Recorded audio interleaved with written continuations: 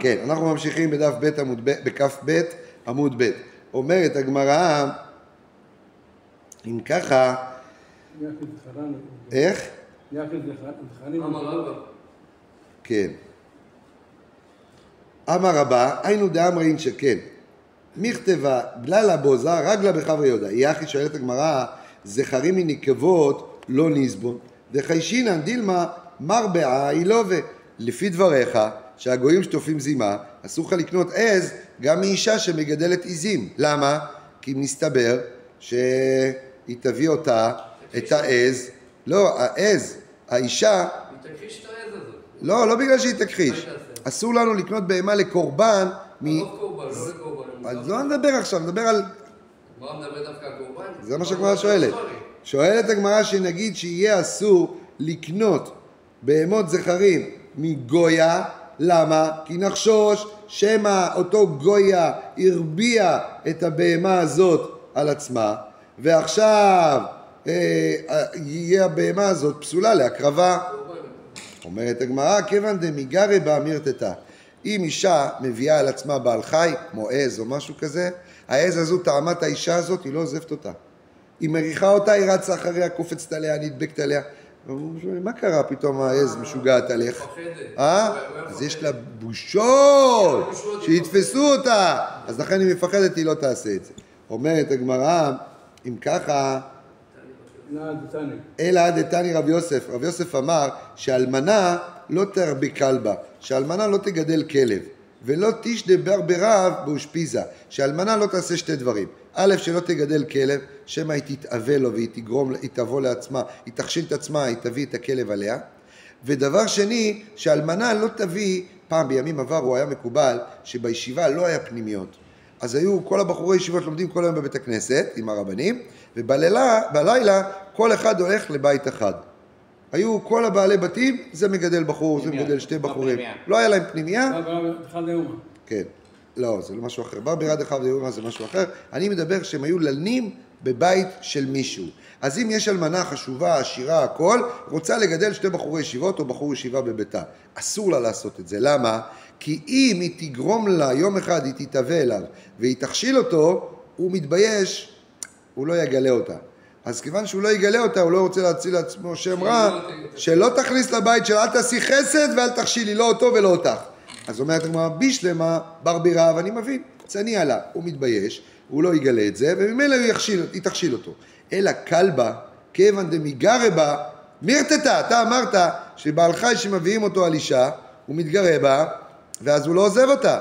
אז אם הוא לא עוזב אותה, גם אותו כלב של האלמנה יעשה לה בושות, אז למה אתה אומר שאסור לגדל? הרי היא לא תעשה את זה, היא לא תביא אותו עליו, כי אז היא תחשוש שכולם יראו שהוא נדבק אליה. עונה הגמרא, מה? כלב לא ידבק. הוא ידבק. לא, הוא ידבק. רק הגמרא אומרת שהאישה תגיד, אתם יודעים למה הוא נדבק אליי? כי אני מאכילה אותו. לא בגלל שאני מביאה אותו עליי. לא, יגידו שהוא נכון. לא, במה הם לא דומים? הוא רודף אחריה, אומרת הגמרא, תראה את הגמרא, אומרת הגמרא, כיוון דחישדיה לאומצה ומסריחה בתה, הרי כלב, גם אם תזרוק לו חתיכת עצם, כל בוקר יחכה לך. אתה מכיר את אלה שמאכלים חתולים? סיפר לי יהודי אתמול בשיעור, שפה יש יהודי ב5 בבוקר ליד פינת החי, בא כל בוקר ב5 בבוקר עם האוכל של החתולים, יש 30 חתול רחוב שמגיעים, כמו שעון דיגיטלי לקבל את האוכל שלהם. מה זה אומר? בן אדם מתרגל, גם הכלב מתרגל שאתה זורק לו משהו, הוא בא, אז היא תגיד, כולם רואים את הכלב רץ אחריי, כי אני מאכילה אותו אוכל. לא בגלל שאני נזדקקת לו. ולכן לא תגדל כלב, כי היא תזדקק לו, והיא תגיד, אני לא מפחדת, כי אני אגיד שזה בגלל שאני מאכילה אותו. לכן אמרו חכמים, אמר רב יוסף, אלמנה לא תגדל כלב. אומרת הגמרא, אנחנו חוזרים עוד הפעם לשאלה שלנו, נקבות, אצל נקבות מה איתם הלא מייחדינן?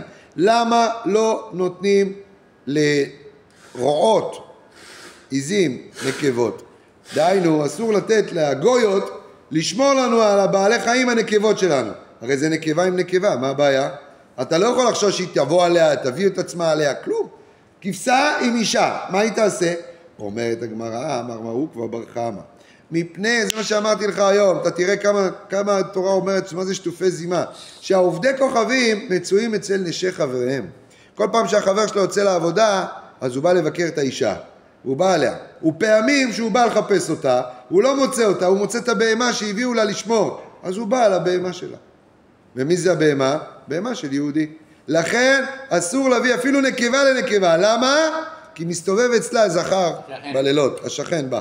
והיא בהתאימה, מוצאה, אפילו מוצאה, גם אם הוא פוגש את השכנה, את הגויה, הוא מעדיף את הבהמה קודם ואחר כך את הגויה. למה? דאמר מה? הוא נמי רובעה. הוא גם רובע את הבהמה של ישראל שברשות הגויה. דאמר מה? חביבה עליהם על הגויים בהמתן של ישראל יותר מנשותיהם. תראו מה זה. הוא עובד את הבהמה של העקר. כן, של היהודי. למה הם עושים את זה בשביל העקר? לא, בגלל שהם שטופי זימה. ועד כדי כך שטופי זימה. לא, אבל הם רוצים לעשות רע. זה עוד עניין. לא, זה עוד עניין. עוד עניין. זה כשיש לו הזדמנות, קודם כל הוא שטוף זימה, הוא רוצה לבעול בעלי חיים.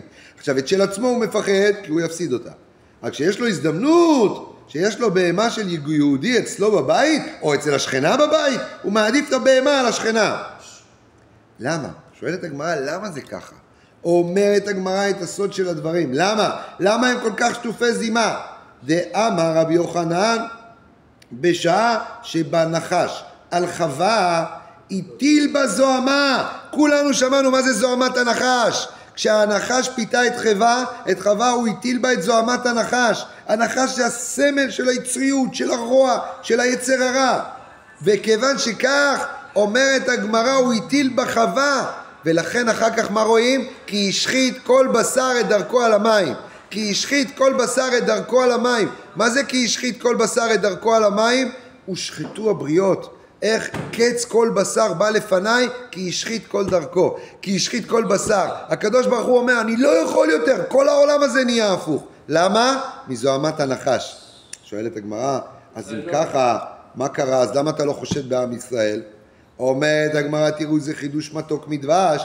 ישראל שעמדו על הר סיני פסקה זוהמתן, אבל עובד כוכבים שלא עמדו על הר סיני לא פסקה זוהמתם. אומרת הגמרא, עם ישראל עמדו בהר סיני, הם שמעו את קולו של השם יתברך, פרחה נשמתם, ירדו מלאכי השרת והחזירו להם את הנשמה, החזירו להם נשמות קדושות ותוארות חדשות. ועל זה אומר שלמה המלך בשיר השירים, כולך יפה רעייתי ומום אין בך. מאותו רגע שנתנו לך נשמה חדשה, הייתה קדושה וטהורה בלי זוהמת הנחש. ולכן אצל יהודים אין את הזוהמה הזאת, ולכן אנחנו צריכים לשמור על עצמנו, לא להידבק מהגויים ולא ללמוד ממעשיהם, כי אין לנו את הזוהמה שלהם. רק לפעמים אנחנו טועים ולומדים מהמעשים שלהם, לכן אנחנו צריכים להישמר. ולכן היום למדנו, אל תיתנו אמונה בגויים. שם יתברך יזכנו על דבר כבוד שמו. עד כאן דף כ"ב.